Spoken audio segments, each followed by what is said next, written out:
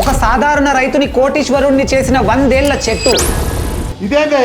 మహారాష్ట్రకు చెందిన కేశవ్ షిండే అనే రైతు పొలంలో నుండి 2018లో రైల్వే లైన్ వేయడం కోసం central railway 6.65 acres of land ని అక్వైర్ చేసింది. అయితే ఈ ల్యాండ్ సర్వే చేస్తున్న టైంలో ఒక ఏపీ ఆఫీసర్ పొలం గట్టు మీద ఉన్న ఒక చెట్టుని 100 ఏళ్ల నాటి ఎర్రచందనం చెట్టుగా గుర్తించాడు. ఆ చెట్టు వెరీ రేర్ అండ్ ఎక్స్పెన్సివ్ అని తెలియడంతో అప్పటికే పొలానికి కాంపెన్సేషన్ అందుకున్న రైతు చెట్టుకు కూడా కాంపెన్సేషన్ ఇవ్వాలని కోరాడు. కానీ అధికారులు రెస్పాండ్ అవ్వకపోవడంతో బాంబే హైకోర్టును ఆశ్రయించాడు. ఆ తర్వాత ఆ ఎర్రచందనం చెట్టు వాల్యూ ఎస్టిమేట్ చేయాలని కోర్టు రైల్వే అధికారులను ఆదేశించినప్పటికీ వాళ్ళు రెస్పాండ్ అవ్వకపోవడంతో ఈ సంవత్సరం ఫిబ్రవరిలో ₹1 కోటి రిజిస్ట్రీ వద్ద డిపాజిట్ చేయించింది. ఆ తర్వాత కూడా వాల్యూ ఎస్టిమేషన్ ప్రాసెస్ స్టార్ట్ చేయకపోవడంతో ఏప్రిల్లో 50 లక్షలు రైతుకు ట్రాన్స్ఫర్ చేసింది. అయితే జూన్ 7 నాటికి కూడా రైల్వే ఆఫీసర్స్ రియాక్ట్ అవ్వకపోతే మిగిలిన 50 lakhs ను రైతుకు రిలీజ్ చేస్తామని కోర్టు తెలిపింది. ఇంటర్నేషనల్ మార్కెట్ లో కిలో ఎర్రచందనం 20,000 నుంచి 50,000 ధర పలుకుతుంది. సో ఈ లెక్కన చెట్టు వాల్యూ 1 crore to 5 crore వరకు ఉండవచ్చని షిండే ఫ్యామిలీ ఎస్టిమేషన్ వేసింది.